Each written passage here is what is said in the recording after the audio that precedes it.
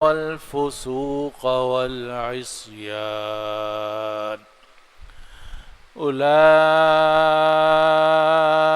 هم الراشدون فضلا من الله ونعمة والله عليم حكيم وإن طائفتان من المؤمنين اقتتلوا فأصلحوا بينهما فإن بغت إحداهما على الأخرى فقاتلوا التي تبغي حتى تفيء إلى أمر الله فقاتلوا التي تبغي حتى تفيء إلى أمر الله فإن فاءت فأصلحوا بينهما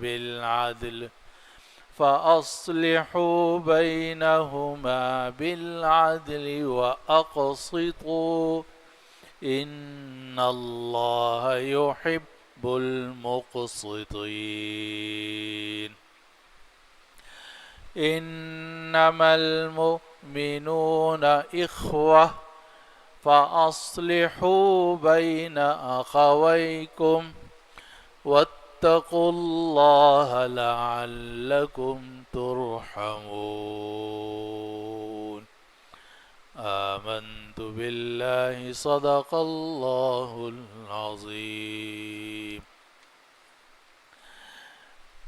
اے ایمان والو، اگر تمہارے پاس کوئی فاسق کوئی خبر لے کر آئے تو خوب دیکھ بھال کر لیا کرو کہ تم کسی قوم کو نادانی میں کوئی مصیبت پہنچا دو اور پھر جو کچھ تم نے کیا ہے اس پر تم شرمندہ ہو جاؤ، اور یہ بات جان لو کہ تمہارے اندر اللہ کے رسول موجود ہیں۔ اگر رسول اللہ بہت سارے معاملات میں تمہاری اطاعت کریں تو تم مشقت میں پڑ جاؤ گے، لیکن اللہ نے تمہاری طرف ایمان کو محبوب بنا دیا ہے اور تمہارے دلوں میں ایمان کو مزین کر دیا ہے اور تمہاری طرف کفر کو اور فسق کو اور نافرمانی کو مکروہ قرار دے دیا ہے۔ یہی وہ لوگ ہیں جو ہدایت یافتہ ہیں اللہ کے فضل اور اس کی نعمت کی بنا پر، اور اللہ خوب جاننے والا ہے، حکمت والا ہے۔ اگر مومنین میں سے دو گروہ آپس میں ایک دوسرے سے لڑ پڑیں تو تم ان دونوں کے درمیان صلح کراؤ، پھر اگر ان میں سے ایک دوسرے کے اوپر بغاوت کرے تو باغی جماعت کے ساتھ قتال کرو یہاں تک کہ وہ باغی جماعت اللہ کے حکم کی طرف واپس لوٹ آئے، پھر اگر وہ لوٹ آئے تو تم ان کے درمیان انصاف کے ساتھ فیصلہ کرو اور انصاف سے کام لو، بے شک اللہ انصاف کرنے والوں سے محبت کرتا ہے۔ اس کے سوا کوئی بات نہیں کہ سارے مومن بھائی بھائی ہیں، تو تم اپنے دو بھائیوں کے درمیان صلح کرایا کرو اور اللہ سے ڈرتے رہو تاکہ تم پر رحم کیا جائے۔ یہ ان آیات مبارکہ کا ترجمہ اور مفہوم جو آج کی مجلس میں تلاوت کی گئی ہیں، اور یہ سورۃ الحجرات کی آیت نمبر 6 اور آیت 6 سے آیت نمبر 10 تک کی آیات ہیں، 6، 7، 8، 9، 10، تو یہ 5 آیات ہیں جو آج کی مجلس میں تلاوت کی گئی ہیں۔ سورۃ الحجرات کی آیت نمبر 6 سے 10 تک۔ اس میں جو پہلی آیت ہے اس میں اللہ سبحانہ و تعالی نے یہ اہم حکم دیا ہے کہ اسلامی معاشرے میں اگر کوئی بھی شخص کوئی بھی خبر لے کر آئے تو فوراً اس کی بنا پر اقدام کرنا یہ مناسب نہیں ہے، خاص طور پر جب کہ وہ خبر ایسی ہو کہ جس سے کسی کو نقصان پہنچ سکتا ہو، فتنہ کھڑا ہو سکتا ہو، ہنگامہ ہو سکتا ہو، یا اسلامی معاشرے میں انتشار پیدا ہو سکتا ہو۔ اور یہ ایسی اہم بات ہے کہ ہمارے معاشرے میں اس کی زبردست مخالفت کی جاتی ہے، یعنی ہم عملی طور پر اس آیت کریمہ اور اسلامی جو احکام ہیں ان پر عمل نہیں کرتے، سخت مخالفت کرتے ہیں۔ ایک حدیث میں نبی کریم صلی اللہ علیہ وسلم نے فرمایا کہ جو بھی آدمی کوئی بات سنے اور وہ آگے بیان کر دے تو وہ کیا ہے؟ جھوٹا ہے۔ کیا حدیث کے الفاظ؟ کفا بالمرء کذبا ان یحدث بکل ما سمع، آدمی کے جھوٹا ہونے کے لیے یہ بات کافی ہے کہ آدمی جو کچھ سنے آگے بیان کر دے۔ ادھر سے ایک آدمی آیا، اس نے ایک بات بیان کر دی، ادھر سے ایک آدمی آیا، اس نے بات بیان کر دی، یہ ہنگامہ ہو گیا، 30 افراد مارے گئے، دوسرے کا نہیں 40 مارے گئے، تیسرے کا 50 مارے گئے۔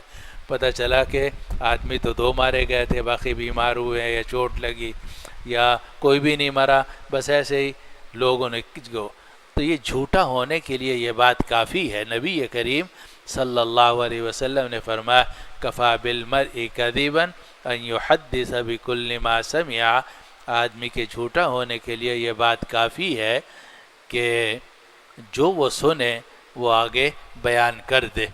اور اسی کو افواہ کہتے ہیں کہ جناب ایک آدمی نے ایک افواہ چھوڑی، دوسرے نے آگے نقل کی، تیسرے نے نقل کی، چوتھے نے نقل کی، 5ویں نے نقل کی، اور جناب پورے معاشرے میں پھیل گئی۔ بعد میں پتہ چلا کہ بالکل جھوٹ، جس کا نہ سر نہ پیر، کچھ بھی نہیں تھا، بالکل کچھ بات نہیں تھی۔ اب جتنے لوگوں نے یہ سنا اور سنتے ہی آگے بیان کر دیا، نبی کریم صلی اللہ علیہ وسلم کی اس حدیث کے داخل ہو گئے کہ آدمی کے جھوٹا ہونے کے لیے یہ بات کافی ہے کہ جو سنتا ہے، جو سنے آگے بیان کر دے۔ ساس نے بہو کی شکایت کی، بہو نے ساس کی شکایت کر دی، ایک رشتہ دار نے دوسرے رشتہ دار کی شکایت کر دی، ایک طالب علم نے دوسرے طالب علم کی شکایت کر دی۔ بعض طالب علم ہوتے ہیں استاد کے چمچے ہوتے ہیں، وہ جناب استاد کو شکایتیں پڑھاتے رہتے ہیں، استاد کا بھی دل خراب ہو جاتا ہے دوسرے طالب علموں سے۔ یہ سب چمچہ گیری ہے، خوشامد ہے، جھوٹ ہے، اور معاشرے میں انتشار پھیلانا ہے۔ اعاذنا اللہ من ذالک۔ اللہ تعالی ہمارے حضرت صدر صاحب دامت برکاتہم کو صحت و عافیت کے ساتھ رکھے، ان کا سایہ سلامت رکھے۔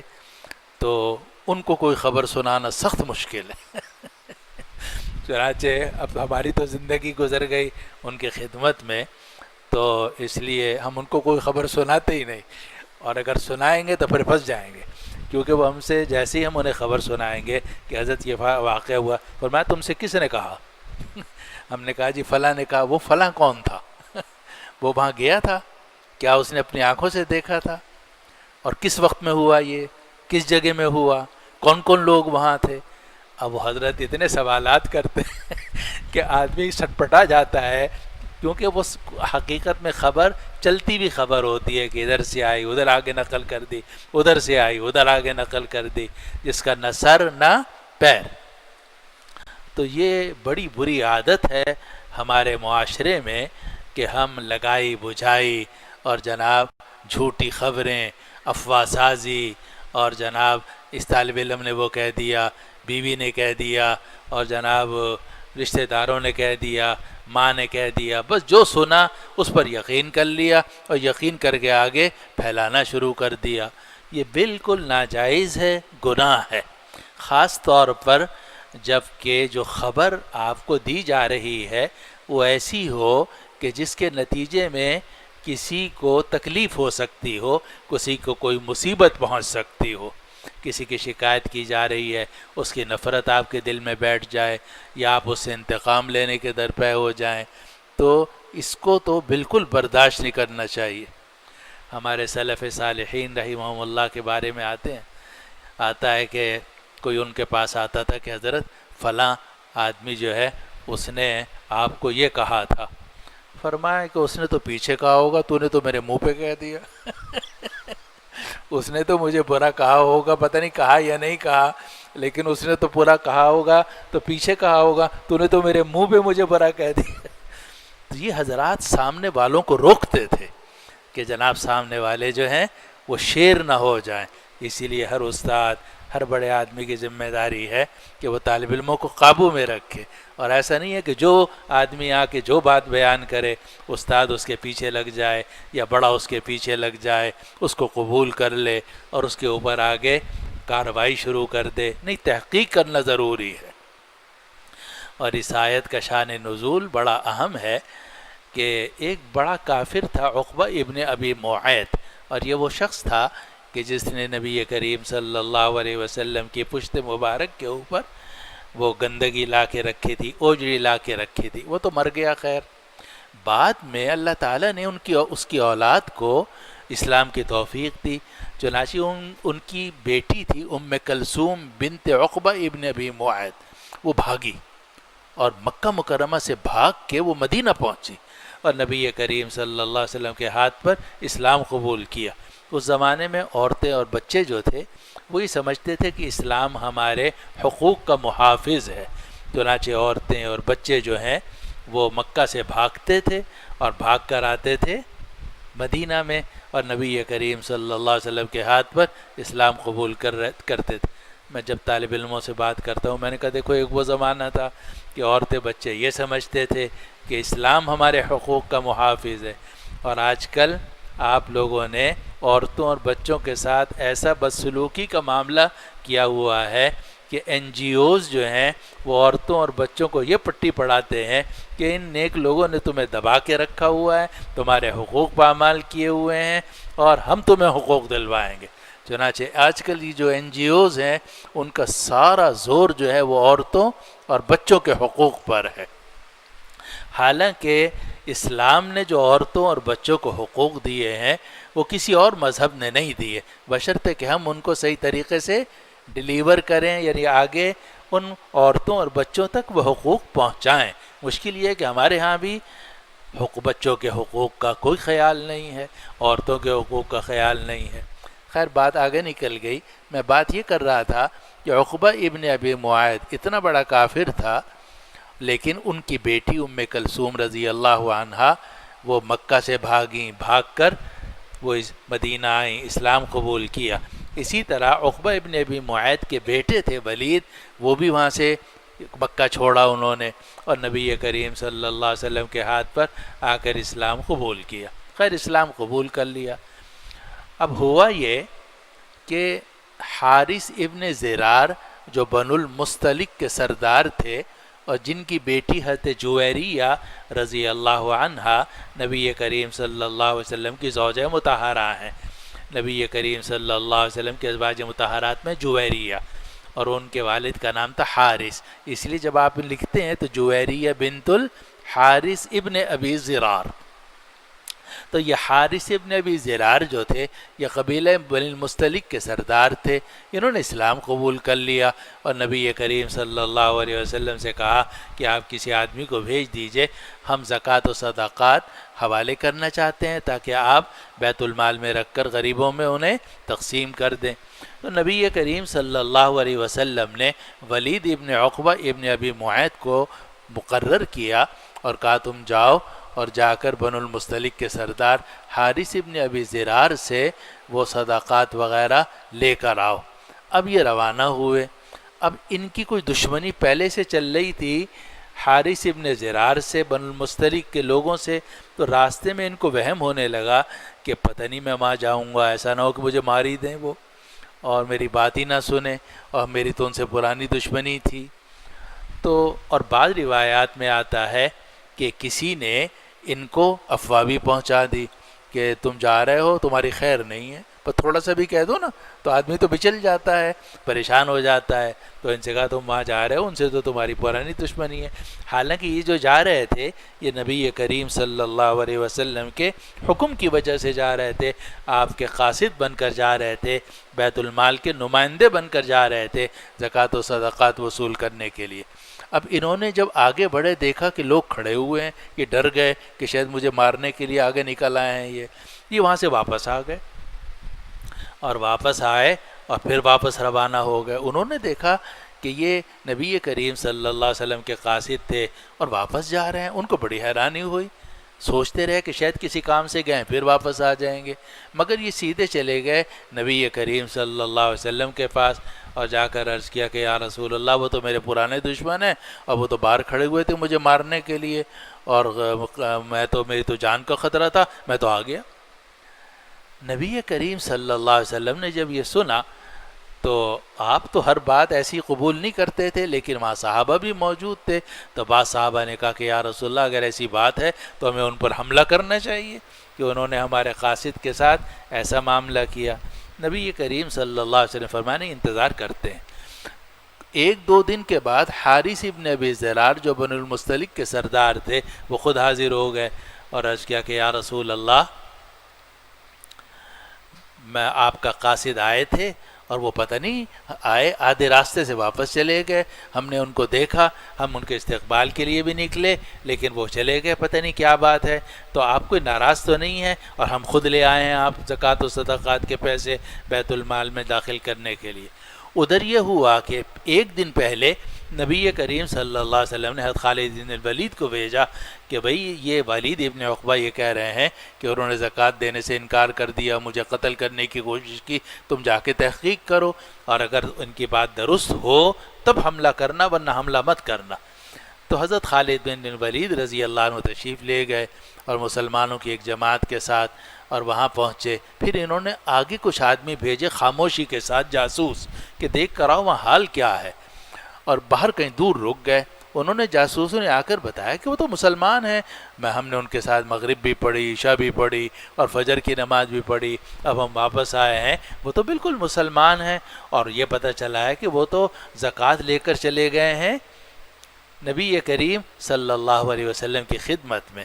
تو حضرت خالد بن ولید رضی اللہ عنہ نے بھی عقل مندی کا کام کیا کہ ان پر حملہ نہیں کیا اور واپس آ گئے، اور واپس آ کر نبی کریم صلی اللہ علیہ وسلم کو سارا واقعہ بیان کیا۔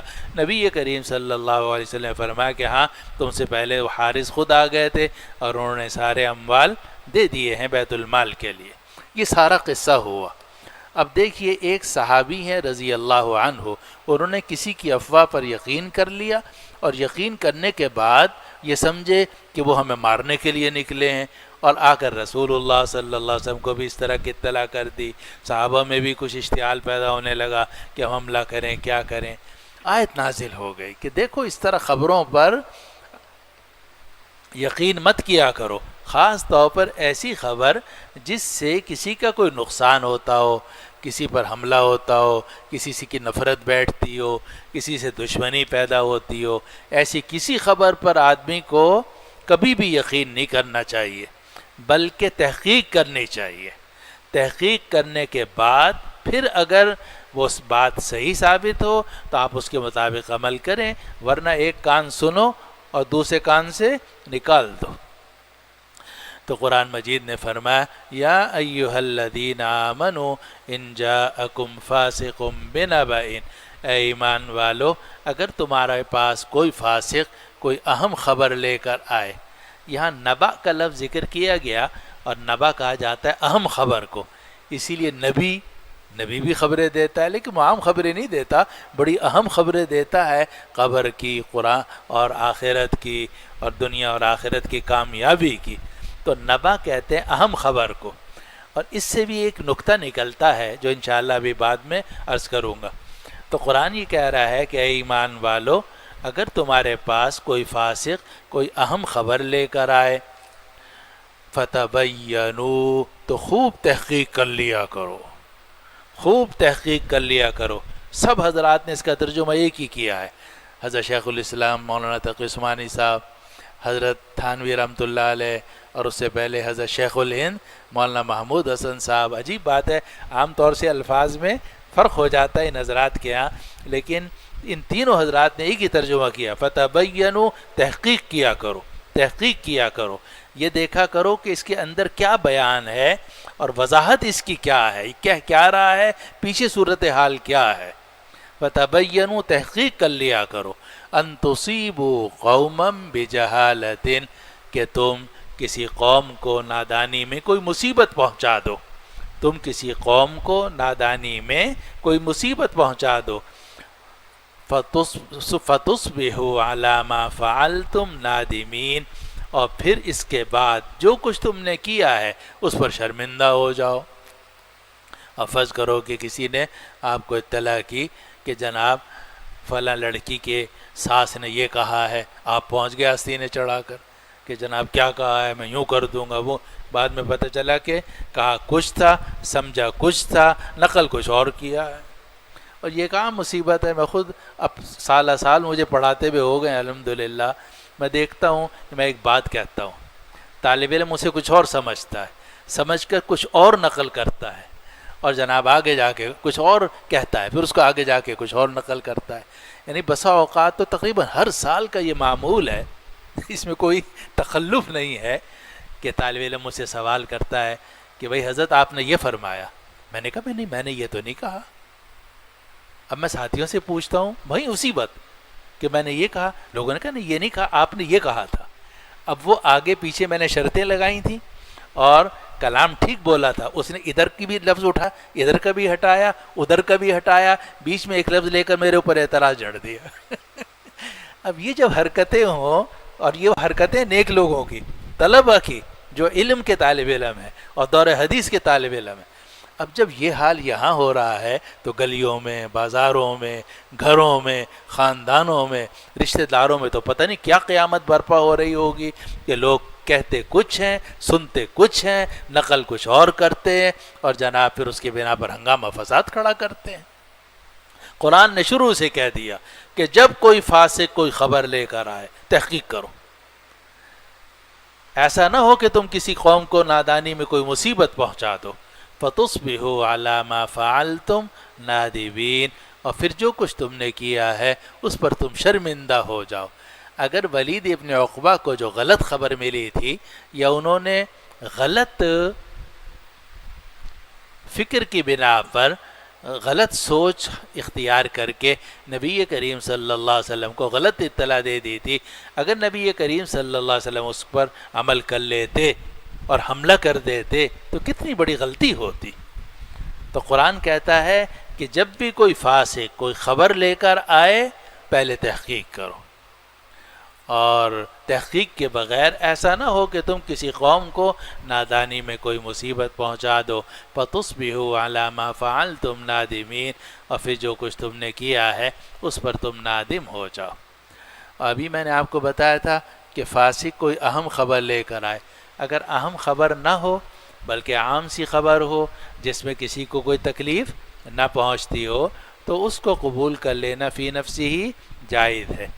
اور اس میں کافی تفصیل فقہاء نے لکھی ہے، مگر وہ بیان کر دوں تو اچھا ہے کہ اگر معاملہ ہو بڑے جرائم کا جیسے زنا ہے تو شریعت نے اس کے اندر 4 گواہوں کو شرط قرار دیا ہے کہ وہ مسلمان ہوں، عاقل ہوں، بالغ ہوں، آزاد ہوں، تب ان کی گواہی قبول کی جائے گی۔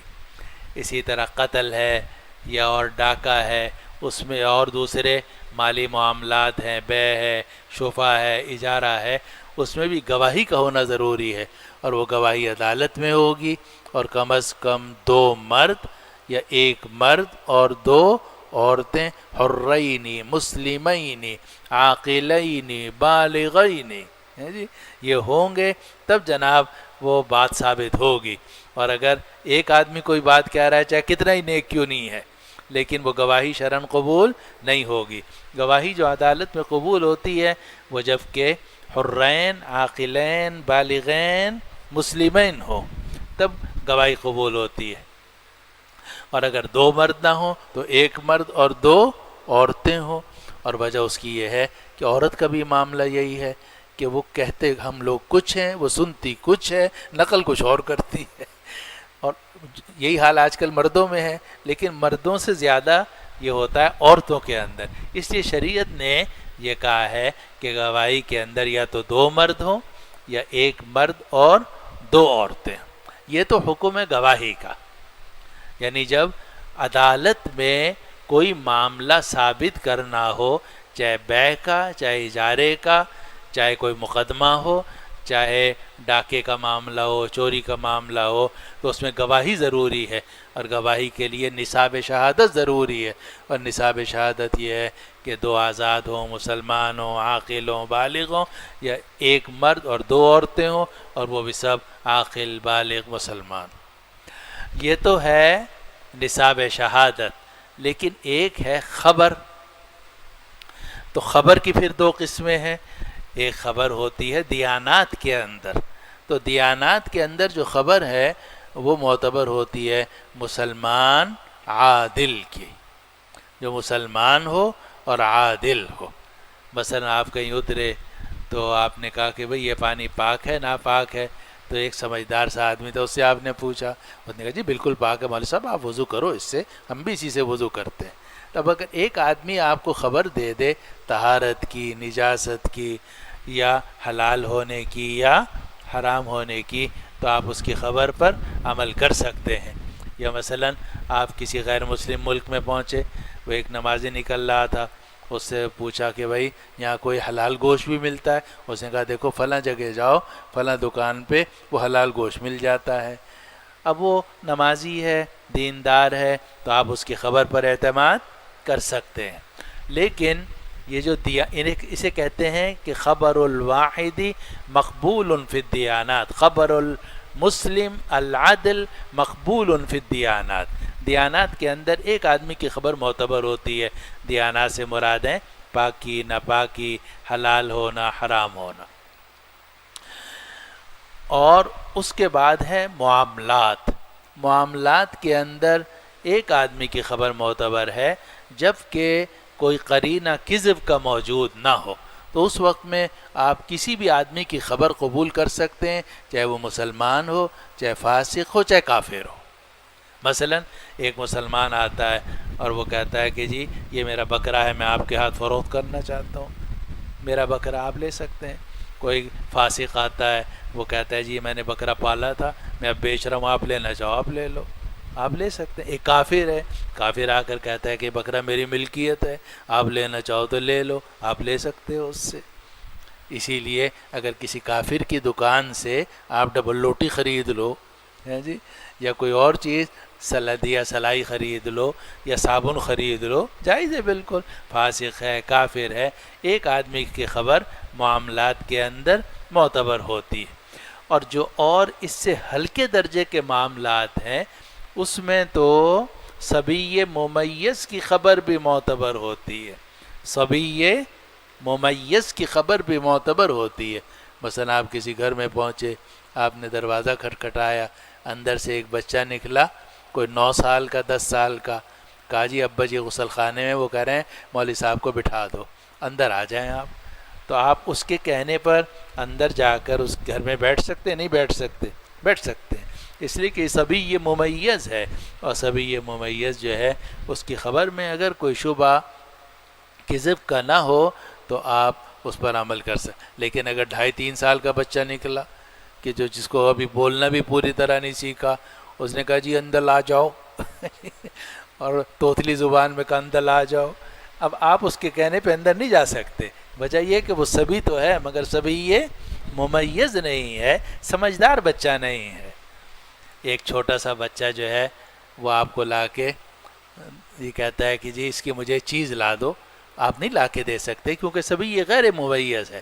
لیکن اگر سبھی یہ ممیز ہے، آپ استاد کے گھر گئے، اندر سے ایک بچہ 9-10 سال کا نکلا، ایک برتن ہے اس پہ پیسے رکھے ہوئے ہیں، اور کہا جی ہمارے گھر والے کہہ رہے ہیں کہ اس کی دہی لا دو، تو سبھی یہ ممیز کی اس خبر پر عمل کرنا جائز ہے، مگر سبھی یہ غیر ممیز کی خبر پر عمل کرنا جائز نہیں۔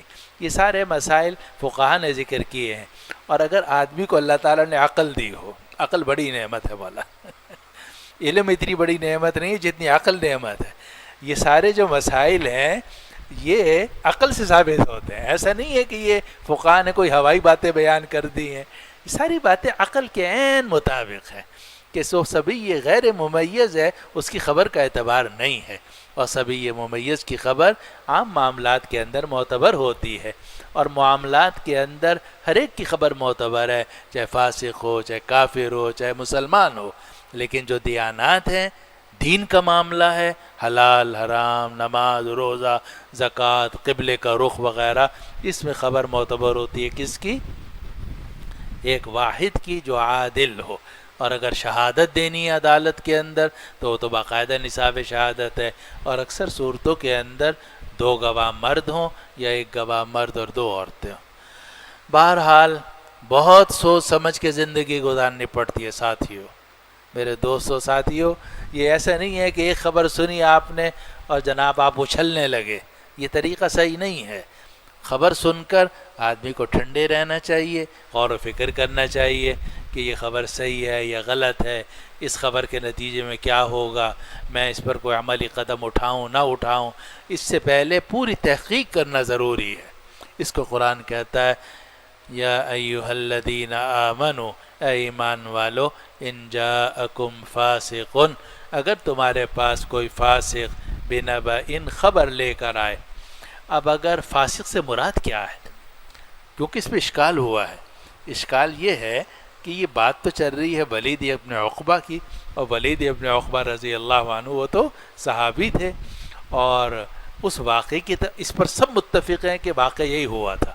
اب اس میں قرآن یہ کہہ رہا ہے کہ اگر کوئی فاسق تمہارے پاس خبر لے کر آئے، تو بعض علماء نے فرمایا کہ اس فاسق سے وہ شریر آدمی مراد ہے کہ جس نے حضرت ولید ابن عقبہ رضی اللہ عنہ کو غلط اطلاع دے دی تھی اور ان کو واپس کر دیا تھا، وہ آدمی مراد ہے، اور قرآن نے کہا کہ اگر فاسق تمہارے پاس خبر لے کر آئے۔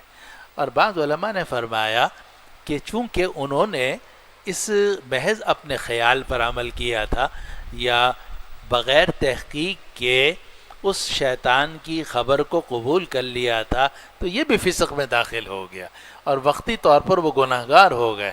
لیکن صحابی رضی اللہ عنہ کا معاملہ یہ ہے کہ وقتی طور پر ان سے گناہ تو ہو سکتا ہے، کیونکہ صحابہ معصوم نہیں ہوتے لیکن محفوظ ہوتے ہیں، محفوظ ہونے کی وجہ سے اگر وقتی گناہ ہوتا ہے فوراً توبہ کر لیتے ہیں بعد میں، اور ان کا درجہ پہلے سے بھی زیادہ بڑھ جاتا ہے۔ تو اگر فاسق سے ولید ابن عقبہ رضی اللہ عنہ مراد ہیں تو بھی کوئی اتنا بڑا اشکال اس لیے نہیں ہے کہ اس وقت میں ان سے غلطی ہوئی، لیکن جب انہوں نے توبہ کر لی تو فسق کا حکم ان سے ختم ہو گیا۔ اے ایمان والو، اگر تمہارے پاس کوئی فاسق کوئی اہم خبر لے کر آئے تو خوب تحقیق کر لیا کرو کہ تم کسی قوم کو نادانی میں کوئی مصیبت پہنچا دو، فَتُصْبِحُوا عَلَىٰ مَا فَعَلْتُمْ نَادِمِينَ، اور پھر جو کچھ تم نے کیا ہے تم اس پر شرمندہ ہو جاؤ۔ آگے قرآن یہ کہتا ہے کہ یہ تو اللہ کا کرم ہے کہ رسول اللہ موجود ہیں، اور وہ ہر خبر کو اس طرح قبول نہیں کرتے، سوچتے ہیں، سمجھتے ہیں اور پوری تحقیق کرتے ہیں، پھر اس کے بعد خبر قبول کرتے ہیں۔ قرآن کہتا ہے وَاعْلَمُوا أَنَّ فِيكُمْ رَسُولَ اللَّهِ، اور جان لو کہ تمہارے اندر اللہ کے رسول موجود ہیں۔ اور رسول اللہ تو اس دنیا سے چلے گئے، لیکن الحمدللہ رسول اللہ صلی اللہ علیہ وسلم کے نائبین علماء ہیں جو ہمارے اکابر ہیں، وہ موجود ہیں، جیسے ابھی میں نے آپ کو حضرت صدر صاحب کی باتیں سنائیں۔ تو یہ لوگ بہت رسول اللہ صلی اللہ علیہ وسلم کے احکام کی پیروی کرنے والے ہیں، اور وہ ہر خبر کو اس طرح قبول نہیں کرتے۔ تو وَاعْلَمُوا أَنَّ فِيكُمْ رَسُولَ اللَّهِ، جان لو کہ تمہارے اندر اللہ کے رسول موجود ہیں۔ لَوْ يُطِيعُكُمْ فِي كَثِيرٍ مِّنَ الْأَمْرِ لَعَنِتُّمْ، اگر رسول اللہ بہت سارے معاملات میں تمہارا کہنا مان لیں گے تو تم مشقت میں پڑ جاؤ گے۔ اگر نبی بہت سارے معاملات میں تمہارا کہنا مان لیں گے تو تم مشقت میں پڑ جاؤ گے۔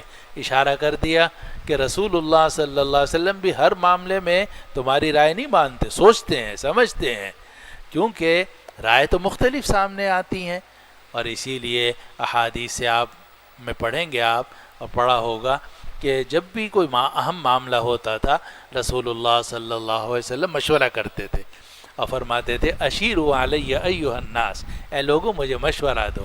کوئی یہ مشورہ دیتا تھا، کوئی یہ مشورہ دیتا تھا، کوئی یہ مشورہ دیتا تھا، تو آپ ہر ایک کی بات نہیں مانتے تھے، بلکہ دیکھتے تھے کہ ان میں سے کس کی بات زیادہ بہتر ہے، کس میں اسلام کی اور مسلمانوں کی مصلحت زیادہ ہے۔ تو قرآن کہتا ہے وَاعْلَمُوا أَنَّ فِيكُمْ رَسُولَ اللَّهِ، جان لو کہ تمہارے اندر اللہ کے رسول موجود ہیں۔ لَوْ يُطِيعُكُمْ فِي كَثِيرٍ مِّنَ الْأَمْرِ لَعَنِتُّمْ، اگر رسول اللہ تمہاری اطاعت کریں بہت سارے معاملات میں تو تم مشقت میں پڑ جاؤ گے، تم خود تکلیف میں پڑ جاؤ گے۔ نبی تمہیں تکلیف میں نہیں ڈالنا چاہتے، اسی لیے نبی افواہوں پر نہیں چلتے، نبی غلط خبروں پر فیصلے نہیں کرتے۔ نبی کے سامنے جب بھی کوئی خبر آتی ہے یا کوئی بات کی جاتی ہے، نبی اس کی تحقیق کرتا ہے، تحقیق کرنے کے بعد فیصلہ کرتا ہے۔ اگر نبی اس طریقے سے تمہاری باتیں ماننے لگے تو تم لوگ خود مشقت میں پڑ جاؤ گے۔ لو یطیعکم فی کثیر من الامر، اگر رسول اللہ بہت سارے معاملات میں تمہاری اطاعت کریں، لعنتم، تو تم مشقت میں پڑ جاؤ گے۔ وَلَٰكِنَّ اللَّهَ حَبَّبَ إِلَيْكُمُ الْإِيمَانَ، قرآن کا عجیب انداز ہے۔ اب دیکھیے جو آیات ہیں اس میں اگر دیکھا جائے تو شروع کی جو آیات ہیں ابھی تک جو ہم نے پڑھی ہیں، ان میں صحابہ کو تنبیہ ہے، ولید ابن عقبہ ہیں، دوسرے صحابہ ہیں، ان کو تنبیہ ہے کہ تم یہ جو اس طرح بغیر سوچے سمجھے بات آگے نقل کرتے ہو یہ ٹھیک نہیں ہے، تمہیں تحقیق کرنی چاہیے۔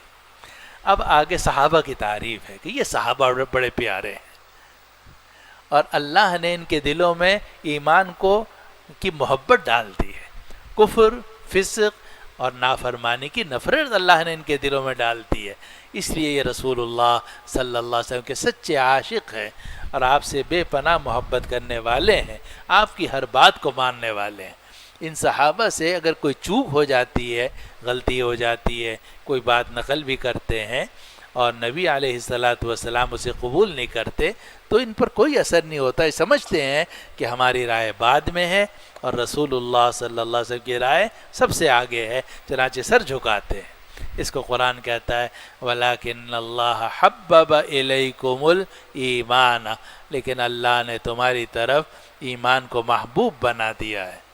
ایمان کو محبوب بنا دیا ہے، تم لوگ ایمان سے محبت کرتے ہو اور ایمان کو اپنی جان، مال، آبرو سے بھی بڑھ کر اس پر جان دینے کے لیے، مال دینے کے لیے تیار ہو جاتے ہو۔ اللہ نے تمہارے لیے ایمان کو محبوب بنا دیا ہے۔ وَزَيَّنَهُ فِي قُلُوبِكُمْ، اور اللہ نے ایمان کو تمہارے دلوں میں مزین کر دیا ہے۔ ایک ایمان ہے، ایک مزین کرنا ہے۔ ایک ایمان ہے، ایک مزین، ایمان کی خوبصورتی ہے۔ اور یہ ایسے ہی ہے جیسے ایک حدیث میں آتا ہے ایک ایمان ہے، ایک ایمان کی حلاوت ہے۔ فرمایا کہ تم میں سے کوئی آدمی ایمان کی حلاوت نہیں پائے گا جب تک کہ میں اسے سب سے زیادہ محبوب نہ ہو جاؤں، اس کے والد سے، اس کی اولاد سے، سب لوگوں سے۔ تو اللہ تعالیٰ نے صحابہ کے دلوں میں ایمان کو محبوب کر دیا تھا، صرف محبوب ہی نہیں کر دیا تھا، ایمان کو ان کے دلوں میں مزین کر دیا تھا۔ جب ایمان ان کے دلوں میں مزین ہو گیا تو ان کے چہرے، ان کی آنکھیں، ان کے ہاتھ، پاؤں، سب پر ایمان کی خوبصورتی کے اثرات ظاہر ہوتے تھے اور وہ محسن تھے، ہر کام حسین طریقے سے کرتے تھے۔ وَلَٰكِنَّ اللَّهَ حَبَّبَ إِلَيْكُمُ الْإِيمَانَ، لیکن اللہ نے تمہارے طرف ایمان کو محبوب کر دیا۔ وَزَيَّنَهُ فِي قُلُوبِكُمْ، اور ایمان کو تمہارے دلوں میں مزین کر دیا۔ وَكَرَّهَ إِلَيْكُمُ الْكُفْرَ وَالْفُسُوقَ وَالْعِصْيَانَ، اور اللہ نے تمہاری طرف کفر، فسق اور اللہ کی نافرمانی کو نفرت والا بنا دیا۔ کرہا، نفرت ڈال دی تمہارے دلوں میں۔ کرہا الیکم الکفر، اللہ نے نفرت ڈال دی تمہارے دلوں میں۔ کس کی نفرت ڈال دی؟ کفر کی، فسق کی اور عصیان کی۔ کفر ہے، فسق کہتے ہیں گناہ کبیرہ کو، اور عصیان کی تفسیر کی گئی ہے صغائر کے ساتھ، کہ صحابہ جو ہیں وہ کفر سے بھی نفرت کرتے تھے، بڑے بڑے گناہوں سے بھی نفرت کرتے تھے اور ساتھ ساتھ چھوٹے چھوٹے گناہوں سے بھی نفرت کرتے تھے. تو قرآن تعریف کرتا ہے صحابہ کی کہ صحابہ جو ہیں اللہ نے ان کے اوپر احسان کیا ہے، اللہ نے ان کے دلوں میں ایمان کی محبت ڈال دی ہے، اللہ نے ان کے دلوں میں ایمان کو مزین کر دیا ہے، اللہ نے ان کے دلوں میں کفر، فسق اور عصیان کی نفرت ڈال دی ہے. وَكَرَّهَ إِلَيْكُمُ الْكُفْرَ وَالْفُسُوقَ وَالْعِصْيَانَ، اور اللہ نے تمہاری طرف تمہارے دلوں میں نفرت ڈال دی ہے کفر کی اور فسق کی اور نافرمانی کی. آگے قرآن کہتا ہے اولئک ھم الراشدون، یہی صحابہ ہیں جو ہدایت یافتہ ہیں، یہی صحابہ ہیں جو ہدایت یافتہ ہیں. اب دیکھیے قرآن کا اسٹائل عجیب ہے. ابھی تک بات کر رہا تھا صحابہ کی، قرآن نے صحابہ کو مخاطب کیا تھا، اللہ نے تمہارے دلوں میں ایمان کو محبوب کر دیا ہے، اللہ نے تمہارے دلوں میں ایمان کو مزین کر دیا، اللہ نے تمہارے دلوں میں کفر، فسق اور عصیان کی نفرت ڈال دی ہے. اب آگے کہتا ہے اولئک ھم الراشدون، یہی لوگ ہدایت یافتہ ہیں، وہی لوگ ہدایت یافتہ ہیں. اسے کہا جاتا ہے التفات من الخطاب الی الغیبہ، کہ اس کو یہ عربی کا اسٹائل ہے، اردو میں بھی بولا جاتا ہے، اور یہ التفات ہوتا ہے کہ خطاب، بات ہو رہی تھی مخاطب سے اور پھر اس کو تعبیر کیا جانے لگا غائب کے لوگوں سے. اور اس میں بڑی خوبصورتی یہ ہے کہ اگر صحابہ کو براہ راست یہ کہا جاتا کہ تم ہی ہدایت یافتہ ہو تو ہلکا سا عجب کا احتمال تھا، اور اللہ تعالیٰ اپنے اولیاء کو تھوڑا سا ڈرا کے رکھتے ہیں. انما یخشی اللہ من عبادہ العلماء، تو فرمایا اولئک، وہ جو لوگ ہیں، وہ کون؟ وہ لوگ کہ جن کے دلوں میں اللہ نے ایمان کی محبت ڈال دی ہے، فسق، عصیان کی نفرت ڈال دی، وہی لوگ ہدایت یافتہ ہیں. اولئک ھم الراشدون، وہی جو لوگ ہیں وہی ہدایت یافتہ ہے. حالانکہ فرمانا کیا چاہیے تھا؟ تم ہی وہ لوگ ہو جو ہدایت یافتہ ہو. لیکن اگر میں یہ کہوں آپ ہدایت یافتہ ہیں تو آپ کو تو دماغ کہیں سے کہیں پہنچ جائے گا. لیکن اگر یہ کہا جائے کہ وہ لوگ جن کے دلوں میں یہ بات ہے وہ ہدایت یافتہ ہے، تو وہ پھر آدمی کی ذات مراد نہیں ہوتی بلکہ صفت مراد ہوتی ہے. اولئک ھم الراشدون، یہی تو لوگ ہیں جو ہدایت یافتہ ہیں. فضلا من اللہ ونعما، اللہ کا فضل ہے اور اللہ کی طرف سے انعام ہے، اللہ نے ان کے اوپر احسان کیا ہے، یہی لوگ ہدایت یافتہ ہیں. اور یہ جو ہے نا اولئک ھم الراشدون، اسی لیے تمام صحابہ جو ہیں وہ راشدون ہیں.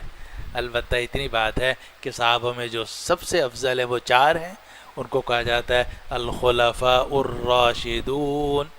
اور جب ہم اس کو اردو میں کہتے ہیں تو خلفاء راشدین، تو وہ حالت نسبی اور جری میں ہم استعمال کرتے ہیں. عربی میں بھی حالت نسبی اور جری میں استعمال کریں گے تو الراشدین کہیں گے. تو سارے کے سارے صحابہ جو ہیں راشدون ہیں. البتہ سارے صحابہ میں جو کبار صحابہ ہیں، اصحاب بیعت الرضوان ہیں، اصحاب بدر ہیں، عشرہ مبشرہ ہیں اور خلفائے اربعہ ہیں، وہ بطریق اولی راشدون ہیں. اولئک ھم الراشدون، یہی تو لوگ ہدایت یافتہ ہیں. معلوم ہے کہ سارے صحابہ ہدایت یافتہ ہیں، چاہے وہ کوئی ہو. اسی لیے اہل السنہ والجماعہ متفق ہیں الصحابۃ کلھم عدول، سارے کے سارے صحابہ عادل ہیں. اور رسول اللہ صلی اللہ علیہ وسلم نے فرمایا اصحابی کالنجوم، میرے سارے صحابہ ستاروں کی طرح ہیں. فبأیہم اقتدیتم اہتدیتم، جس کی بھی تم پیروی کرو گے تم ہدایت یافتہ ہو جاؤ گے. اور قرآن نے صحابہ کو کہا اولئک ھم الراشدون. اولئک کی ضمیر کدھر راجع ہے؟ انہی صحابہ کی طرف جن کا بھی ذکر ہو رہا ہے کہ جن کے دل میں اللہ نے ایمان کی محبت بٹھا دی ہے اور کفر کی نفرت بٹھا دی ہے. اولئک ھم الراشدون، یہی تو لوگ ہدایت یافتہ ہیں. فضلا من اللہ ونعما، ان پر اللہ کا فضل ہے، اس کا انعام ہے. واللہ علیم حکیم، اور اللہ تعالیٰ بہت جاننے والا ہے، حکمت والا ہے. بات ختم ہو گئی. اب یہ جو دو آیتیں ہیں 9 اور 10 اس میں اللہ سبحانہ و تعالی نے یہ بات ارشاد فرمائی کہ اسلامی معاشرے میں مسلمانوں کو بھائیوں کی طرح رہنا چاہیے. انما المومنون اخوہ، سب مومن بھائی بھائی ہیں. اور اگر ان مسلمانوں میں کوئی اختلاف پیدا ہو جائے اور جناب شقاق پیدا ہو جائے، آپس میں ایک دوسرے سے لڑائی کی کیفیت پیدا ہو جائے، تو قریب کے تمام مسلمانوں کی اور خاص طور پر دیندار مسلمانوں کی ذمہ داری ہے کہ وہ ان لڑنے والے مسلمانوں کے درمیان صلح کرائیں. یہ شرعی ذمہ داری ہے ہر مسلمان کی کہ اگر 2 مسلمان بھائی لڑ رہے ہوں یا 2 مسلمان گروپ لڑ رہے ہوں یا 2 مسلمان جماعتیں لڑ رہی ہوں یا 2 مسلمان گروہ لڑ رہے ہوں، تو جو دوسرے لوگوں کی ذمہ داری ہے کہ ان کی لڑائی کو ختم کروائیں اور ان کے درمیان صلح کرائیں. تو قرآن کہتا ہے وَإِن طَائِفَتَانِ مِنَ الْمُؤْمِنِينَ اقْتَتَلُوا، اگر مومنین کی 2 جماعتیں اقتتلوا آپس میں لڑنے لگیں، فَأَصْلِحُوا بَيْنَهُمَا، تو ان کے درمیان صلح کراؤ. اصلحوا امر کا صیغہ، اور امر ہے کس کے لیے؟ وجوب کے لیے. اسی لیے ہر وہ آدمی کہ جس کی صلح سے کوئی نتیجہ نکل سکتا ہے، اس کے لیے صلح کرانا واجب ہے کہ وہ لڑائی کو بڑھنے نہ دے بلکہ صلح کی کوشش کرے.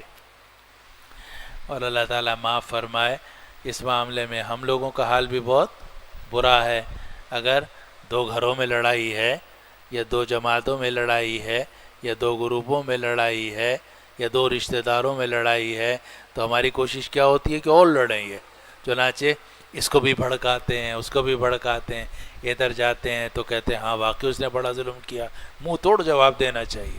اس کے پاس جاتے ہیں، اسے کہتے ہیں ہاں واقعی اس کی بڑی غلطی ہے، منہ توڑ جواب دو، جھکنا نا. ادھر اس کو چڑھاتے ہیں، ادھر اس کو چڑھاتے ہیں. نتیجہ اس کا یہ ہے کہ فساد بڑھتا چلا جاتا ہے. اعاذنا اللہ من. اور یہ طریقہ ہے منافقوں کا اور کافروں کا کہ ایک کو دوسرے کے خلاف بھڑکایا جائے. نبی کریم صلی اللہ علیہ وسلم کی مشہور حدیث ہے جو کتاب النکاح کے اندر بھی آتی ہے، لیس منا من خبب امرأة على زوجها او عبدا على سیدہ او کما قال صلی اللہ علیہ وسلم. وہ شخص ہم میں سے نہیں ہے جو بیوی کو شوہر کے خلاف بھڑکائے اور غلام کو آقا کے خلاف بھڑکائے، نوکر کو اس کے افسر کے خلاف بھڑکائے، وہ ہم میں سے نہیں. شاگرد کو استاد کے خلاف بھڑکائے، استاد کو انتظامیہ کے خلاف بھڑکائے، یعنی ہر وقت آگ لگانے کی کوشش کرتا رہے، لڑانے کی کوشش کرتا رہے، وہ ہم میں سے نہیں ہے. رسول اللہ صلی اللہ علیہ وسلم نے فرمایا وہ سب میں سے نہیں ہے جو کسی عورت کو بھڑکائے شوہر کے خلاف یا غلام کو بھڑکائے اس کے آقا کے خلاف. اور یہاں قرآن کہتا ہے بھڑکانا تو بڑی چیز ہے. اگر تم دیکھ رہے ہو کہ 2 رشتہ داروں میں لڑائی ہے یا 2 گھروں میں لڑائی ہے یا 2 پارٹیوں میں لڑائی ہے یا 2 جماعتوں میں لڑائی ہے، تمہاری ذمہ داری ہے کہ صلح کراؤ، لڑائی کو مت بڑھاؤ. وَإِن طَائِفَتَانِ مِنَ الْمُؤْمِنِينَ اقْتَتَلُوا، اور اگر مومنین کی 2 جماعتیں آپس میں لڑنے لگیں، فَأَصْلِحُوا بَيْنَهُمَا، تو ان دونوں کے درمیان صلح کراؤ. صلح کرانی چاہیے. اور یہ صلح کے بارے میں سورۃ النساء کے اندر اللہ تعالیٰ نے یہ بھی فرمایا کہ اگر کسی عورت اور اس کے شوہر میں لڑائی ہو جائے تو ایک حکم ادھر سے بناؤ، ایک حکم ادھر سے بناؤ. فَابْعَثُوا حَكَمًا مِّنْ أَهْلِهِ وَحَكَمًا مِّنْ أَهْلِهَا إِنْ يُرِيدَا إِصْلَاحًا يُوَفِّقِ اللَّهُ بَيْنَهُمَا. اور یہ بھی فرمایا گیا وَالصُّلْحُ خَيْرٌ، صلح کے بہتر ہے. اسی لیے کسی بھی پارٹی کو، کسی بھی آدمی کو اپنے موقف بہت سخت کبھی نہیں کرنا چاہیے. ایک ہمارے ہاں غلطی یہ ہوتی ہے، میں آپ کو بڑی اہم بات عرض کر رہا ہوں کہ ہم شروع سے ایک سخت موقف اختیار کر لیتے ہیں اور پھر اس میں کوئی لچک پیدا نہیں کرتے. نتیجہ اس کا یہ کہ رشتے ٹوٹ جاتے ہیں، گھر ٹوٹ جاتے ہیں اور جناب مسائل کھڑے ہو جاتے ہیں، قتال ہو جاتا ہے، لڑائی ہو جاتی ہے.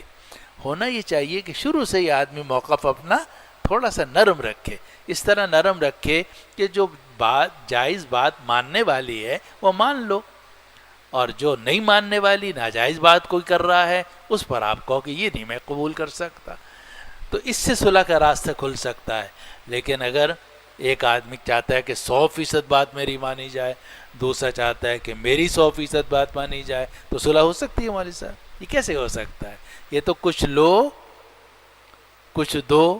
اردو کا محاورہ ہے کہ صلح جب ہوگی تو ہمیشہ کچھ دو اور کچھ لو پر ہوگی. تو صلح میں یہ دیکھنا پڑتا ہے کہ جو حلال حرام ہے وہ تو نہ لے سکتے ہیں نہ دے سکتے ہیں، لیکن جو زائد چیزیں ہیں ان میں صلح جاری ہوتی ہے اور یہ صلح بہتر ہے. تو اگر مسلمانوں کی دو جماعتیں آپس میں لڑنے لگیں تو قرآن کہتا ہے کہ وَإِن طَائِفَتَانِ مِنَ الْمُؤْمِنِينَ اقْتَتَلُوا، اگر مومنین کی دو جماعتیں آپس میں لڑنے لگیں فَأَصْلِحُوا بَيْنَهُمَا، تو ان دونوں کے درمیان صلح کراؤ. اور جیسے میں نے ابھی عرض کیا کہ یہ حکم بہت عام ہے. اگر دو آپ آدمیوں کو دیکھ رہے ہیں کہ اس آدمی سے لڑائی رہتی ہے، دونوں ملتے نہیں ہیں اور جناب سلام دعا بھی نہیں کرتے، تو بھی آپ کی ذمہ داری ہے اصلحوا بینہما، ان دونوں کے درمیان صلح کرو. اور امام بخاری رحمہ اللہ نے کہ صحیح بخاری میں یہ بات ثابت کی ہے کہ طائفہ کا اطلاق ایک پر بھی ہوتا ہے. عجیب بات، طائفہ کا اطلاق ایک پر بھی ہوتا ہے. چنانچہ ایک آدمی کی اگر ایک دوسرے آدمی سے لڑائی ہے تو بھی حکم یہ فاصلحوا بینہما. ایک گھر کی دوسرے گھر سے لڑائی ہے، کچھ رشتہ داروں کی دوسرے رشتہ داروں سے لڑائی ہے، سیاسی پارٹی کی دوسری سیاسی پارٹی سے لڑائی ہے، ان سب کے اندر حکم یہ ہے کہ صلح کرو، کیونکہ تم آپس میں لڑ کے مر جاؤ گے، کافر تمہارے اوپر چھا جائیں گے. یہ تو اصول ہے. جب آپ آپس میں لڑو گے تو جو باہر کی طاقتیں ہیں وہ آپ کے اوپر چھا جائیں گی، جیسے آج کل پاکستان کا حال ہو رہا ہے. تو قرآن کہتا ہے وَإِن طَائِفَتَانِ مِنَ الْمُؤْمِنِينَ اقْتَتَلُوا، اگر مومنین کی دو جماعتیں آپس میں لڑنے لگیں فَأَصْلِحُوا بَيْنَهُمَا، تو ان دونوں کے درمیان صلح کراؤ. فَإِن بَغَتْ إِحْدَاهُمَا عَلَى الْأُخْرَى، لیکن اگر ایک بغاوت کرے دوسرے کے اوپر، بغاوت کا مطلب حد سے چڑھ رہی ہو، ایک بغاوت کرے دوسرے کے اوپر، چڑھا جا رہا ہے ایک آدمی، سننے کے لیے تیار نہیں ہے، فَقَاتِلُوا الَّتِي تَبْغِي، تو جو بغاوت کر رہا ہے، چڑھا جا رہا ہے، اس سے لڑو، حَتَّى تَفِيَ إِلَىٰ أَمْرِ اللَّهِ، یہاں تک کہ وہ فِیَ باغیہ، اللہ کے حکم کی طرف لوٹ آئے، یہاں تک کہ وہ فِیَ باغیہ، اللہ کے حکم کی طرف لوٹ آئے. اور اس کی مثال یہ بھی ہے کہ کوئی مسلمان ہے، عادل حکومت ہے، اس کے خلاف کچھ لوگ کھڑے ہو گئے اور اس سے قتال شروع کر دی، تو جو نئی جماعت کھڑی ہوگی مسلمان عادل حکمران کے خلاف، وہ مسلمان عادل حکمران جس کی خلافت یا امارت متحقق ہو چکی تھی، تو اگر یہ نئی جماعت اس کے مقابلے میں کھڑی ہوگی لڑائی کے لیے تو وہ فِیَ باغیہ کہلائے گا. اور جب فِیَ باغیہ کہلائے گا اس کے بارے میں قرآن کہتا ہے فَقَاتِلُوا الَّتِي تَبْغِي. لیکن جیسے میں نے عرض کیا کہ بغا یبغی کا اصل معنی ہوتا ہے چڑھنا، چڑھنا، موت چڑھتی چلی جا رہی ہے، اس کو بھی کہا جاتا ہے طغیان اور بغاوت.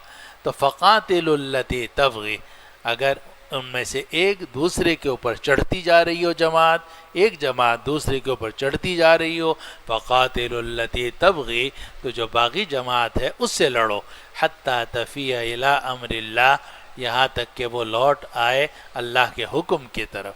اور مفسرین نے لکھا کہ قاتلو امر ہے، لیکن اس کی جو انتہا بتائی گئی ہے وہ یہ ہے کہ یہ تم قتال اس لیے کرو تاکہ یہ اللہ کے حکم پر آ جائیں. یعنی فِیَ باغیہ سے جو قتال کیا جائے گا ان کو مارنے کے لیے نہیں، ان کو سزا دینے کے لیے نہیں. دو گروپ ہیں مثلا، ایک گروپ دوسرے پر چڑھتے ہی جا رہا ہے، ایک ظالم ہے دوسرا مظلوم ہے، ہمیں کس کا ساتھ دینا چاہیے؟ مظلوم کا. اور ظالم کا بھی ساتھ اس طرح دینا چاہیے کہ اس کو ظلم سے روک دیں. جیسا کہ ایک حدیث میں آتا ہے رسول اللہ صلی اللہ علیہ وسلم نے فرمایا انصر اخاک ظالما او مظلوما، اپنے بھائی کی مدد کرو چاہے وہ ظالم ہو چاہے مظلوم ہو. صحابہ نے عرض کیا یا رسول اللہ مظلوم کی تو ہم مدد کرتے ہیں، ظالم کی کیسے مدد کریں؟ فرمایا تمنعه من الظلم، تم اس کا ہاتھ پکڑو ظلم سے کہ تم اس مظلوم پر بیچارے پر کیوں ظلم کر رہے ہو. تو یہ بھی کیا ہے؟ مدد ہے. تو اگر آپ دیکھ رہے ہیں کہ ایک گروہ، ایک گھر والے، کچھ رشتہ دار دوسرے رشتہ داروں کے اوپر چڑھے ہی جا رہے ہیں اور جناب ان کے اوپر ظلم کر رہے ہیں، اب ہماری ذمہ داری ہوگی کہ مظلوموں کا ساتھ دیں. اس کو قرآن کہتا ہے کہ اگر ان میں سے ایک جماعت دوسری جماعت کے اوپر چڑھائی کر رہی ہو فقاتلوا التی تبغی، تو جو جماعت چڑھی جا رہی ہے اس کے خلاف قتال کرو، لیکن قتال اس حد تک کرو کہ وہ اللہ کے حکم کے نیچے آ جائے. حتی تفیء الی امر اللہ، یہاں تک کہ وہ اللہ کے حکم کی طرف لوٹ آئے. فَإِن فَاءَتْ، پھر اگر وہ اللہ کے حکم کی طرف لوٹ آئے فَأَصْلِحُوا بَيْنَهُمَا بِالْعَدْلِ، تو ان کے دونوں کے درمیان انصاف سے فیصلہ کرو. وَأَقْسِطُوا، اور انصاف کرو. اب ہوتا کیا ہے؟ اب ہم دیکھ رہے ہیں کہ یہ گروہ جو ہے نا اس کے اوپر ہم چڑھا جا رہا ہے، اور یہاں فرض کرو جرگہ بیٹھا ہوا ہے، مثال دیتا ہوں، جرگہ ہے، وہ دیکھ رہا ہے کہ بھئی یہ جو رشتہ دار ہیں یہ ان رشتہ داروں کے اوپر چڑھتے چلے جا رہے ہیں، تو اب ہمیں مظلوموں کا ساتھ دینا چاہیے. ساتھ دیا، اب اس کے بعد اس طرح ساتھ دیا کہ ان کو مجبور کر دیا ظالموں کو کہ وہ ظلم چھوڑ دیں. لیکن قرآن یہ کہتا ہے کہ جب اس کے بعد وہ صلح پر آمادہ ہو جائیں، اللہ کے حکم کی طرف لوٹ آئیں، اب ان پر ظلم نہ کرو. ایسا نہ ہو کہ آپ یہ سوچو کہ چونکہ یہ ظالم تھے اب ان کے اوپر ظلم کیا جائے گا، نہیں. فَأَصْلِحُوا بَيْنَهُمَا بِالْعَدْلِ، جس کا جتنا حق بنتا ہے وہ اس کو دلا دو. فَأَصْلِحُوا بَيْنَهُمَا بِالْعَدْلِ، ان دونوں کے درمیان انصاف سے صلح کراؤ. وَأَقْسِطُوا، اور انصاف سے کام لو. ان اللہ یحب المقسطین، اللہ تعالیٰ انصاف کرنے والوں سے محبت کرتے ہیں. اللہ تعالیٰ انصاف کرنے والوں سے محبت کرتے ہیں. اللہ انصاف کرنے والوں سے محبت کرتے ہیں. اور ہمارے ان دور میں انصاف کرنے والے بہت کم ہیں مولانا. لیکن اگر کوئی آدمی ایسا ہو جو انصاف کرنے والا ہو، اللہ کا محبوب ہے وہ. حدیث میں آتا ہے اور صحیح حدیثیں ہیں کہ اللہ تعالیٰ قیامت کے اندر نور کے ممبر بچھائے گا، اور ان ممبروں پر وہ لوگ بیٹھیں گے کہ جو انصاف کرتے ہوں گے، اور ان کے چہرے نور سے چمک رہے ہوں گے. اللہ تعالیٰ ان کو اپنے خاص مقام قرب عطا فرمائے گا، ان کے لیے منابر من نور بنائے گا، ان پر ان کو بٹھائے گا، کیونکہ اللہ انصاف کرنے والوں سے محبت کرتا ہے. اس لیے میرے دوستو ساتھیو، انصاف کا کیا مطلب؟ جس کا جتنا حق بنتا ہے وہ اس کو دو، بس یہ ہے انصاف. قرآن کہتا ہے اگر ان میں سے باغی جماعت واپس لوٹ آئے تو تم ان کے درمیان انصاف سے فیصلہ کرو اور انصاف کرو. ان اللہ یحب المقسطین، بے شک اللہ انصاف کرنے والوں کو پسند کرتا ہے. آخری آیت ہے آج کی، انما المؤمنون اخوہ. انما کلمہ حصر ہے. پرانے زمانے میں بچپن میں ہم اس کا ترجمہ کیا کرتے تھے جز این نیست، یعنی اس کے علاوہ کوئی بات نہیں ہے.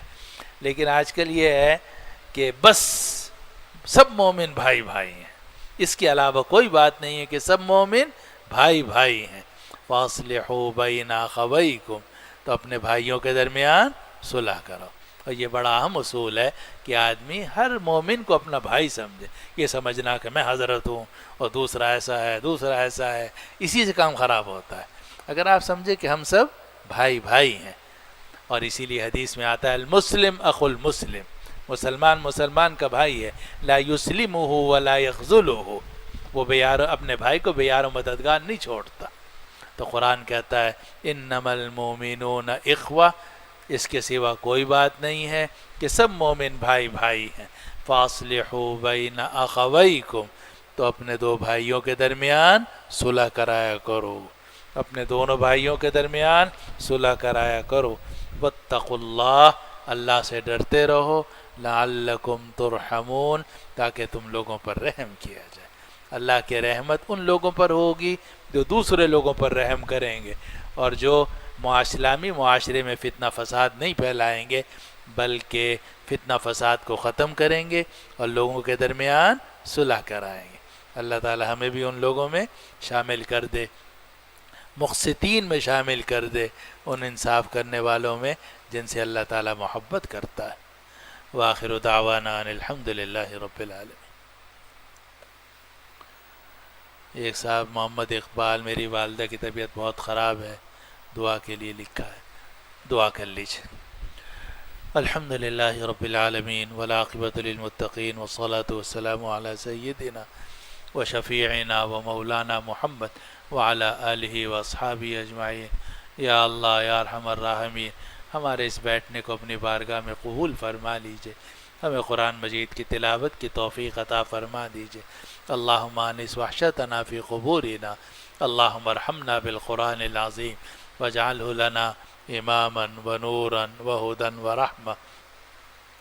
اللہم ذکرنا منہ ما نسینا وعلمنا منہ ما جہلنا وارزقنا تلاوته آناء اللیل وآناء النہار واجعلہ لنا حجتا یا رب العالمین۔ یا اللہ ہم میں ہمارے متعلقین احباب میں جو بیمار ہیں انہیں شفا عطا فرما، جو مریض ہیں صحت عطا فرما۔ یا اللہ ہم سب کی پریشانیاں دور فرما، ہماری تمام جائز حاجتوں کو پورا فرما۔ یا اللہ ہمیں جو مقروض ہیں انہیں قرضے سے نجات عطا فرما، ہم سب کو رزق حلال بابرکت عطا فرما۔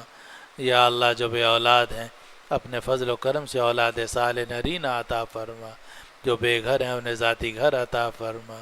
یا اللہ یا ارحم الراحمین، ہماری دنیا بھی اچھی فرما، قبر بھی اچھی فرما، آخرت بھی اچھی فرما۔ ربنا آتنا فی الدنیا حسنہ وفی الآخرۃ حسنہ وقنا عذاب النار۔ وصلی اللہ تعالی علی خیر خلقہ سیدنا وشفیعنا وحبیبنا ومولانا محمد وعلی آلہ واصحابہ اجمعین برحمتک یا ارحم الراحمین۔